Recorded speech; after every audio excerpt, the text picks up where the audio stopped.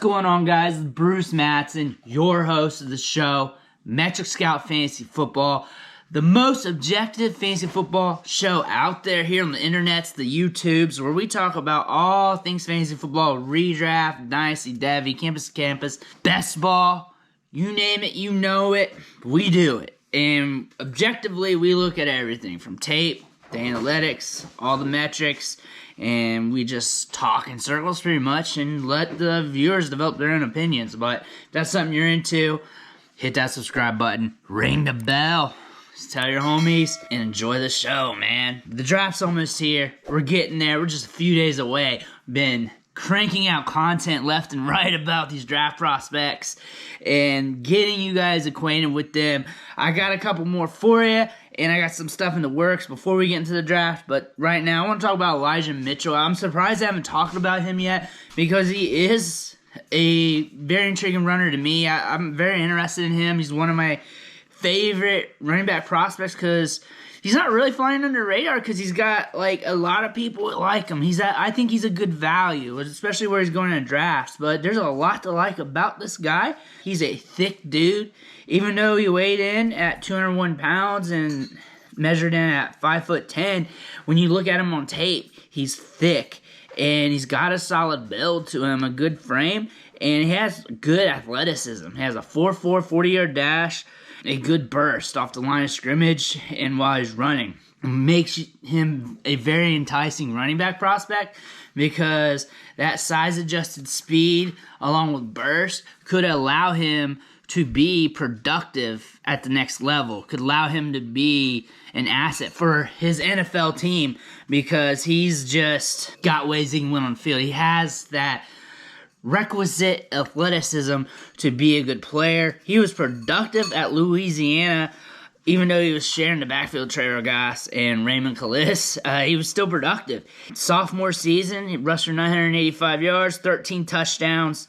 2019, his junior year, is when he really went off. 1,147 yards, 16 touchdowns. And then 2020, the shortened year, still 878 yards, 8 touchdowns.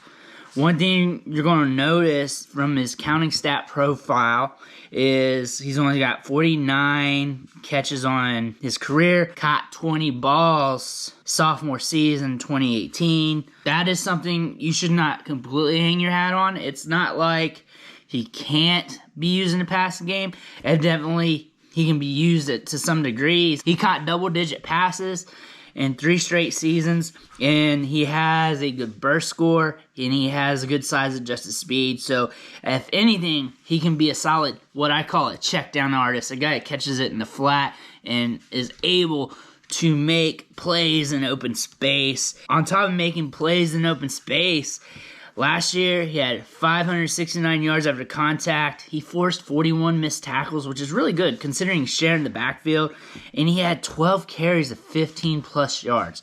All good numbers. All that's from PFF, but that's all good. Getting 15-plus yards on 12 carries means he's fast enough to scorch the defense once he hits the open field, once he sees daylight. The caveat to that, this is against Sun Belt competition. He's not playing against SEC-level players, Big Ten, none of the Power 5 guys.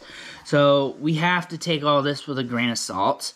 However, we're getting that baked in his player profile with his average draft position because he's falling in the 4th round. He's a cheap prospect. He's a cheap player. He's going to be falling in the real draft. We don't know where he's going to go, but at the highest it's 3rd round. Lowest is bottom, 7th, 6th, 5th round. He's getting drafted, though.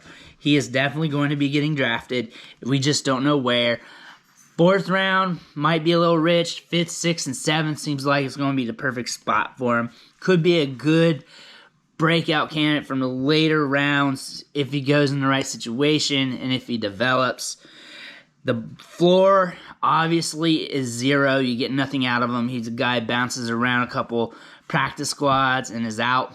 The upside is you got a functional fantasy football asset that you can use for a few years. I don't see him holding on to a job for long term if he does get it because he's not going to have the draft capital. But with us spending a 4th round rookie pick maybe a late third-round rookie pick, it doesn't matter. We'd be just happy to get something. When it was that late of the draft, you got like 5% odds of hitting. I like Elijah Mitchell's profile for those regards. In the 4th round, if I'm going to hitch my wagon to a guy, it's a late-round running back with good enough size-adjusted athleticism to make something happen if they get the opportunity. Elijah Mitchell has that. On top of that, he has production from a counting stat perspective. Had 27% dominator rating while sharing the backfield. That's not too shabby. He's a very good running back. He's decent in pass protection. He's solid there. He's got good athleticism, good contact balance. The red flags aren't too bad. I mean, he's a little tight in the hips. Sometimes he can caught up around the line of scrimmage if there's trash. But we're not expecting him to be a first-round rookie pick. We're not expecting him to be a second-round rookie pick. So we're getting out of a discount. We're getting a small school player who was productive with good athleticism in the 4th round. Here we're either going to swing for the fence and get that home run, or we're going to swing for the fence and miss. That's what's going to happen. I like Elijah Mitchell at this cost. I think out of all the running backs in that range in the 4th round, I think who I like is probably him and maybe Chris Evans from Michigan. Size-adjusted speed, same thing. More than likely, these guys are going to be bouncing around the NFL. But if they can get that opportunity, if they can get that chance to prove themselves in whether training camp or actually in-game work, then these profiles with him with a 4.4 40-yard dash, over 200 pounds, and he weighed in at 201 at the pro day. However, he's thick on tape. I wouldn't be surprised if he actually plays at like 205-ish, 210-ish. That makes sense to me. He is listed at 220 throughout his career.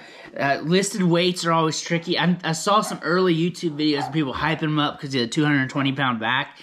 Gotta push the brakes on that. You gotta realize that these are pumped up numbers, and you can't really trust that.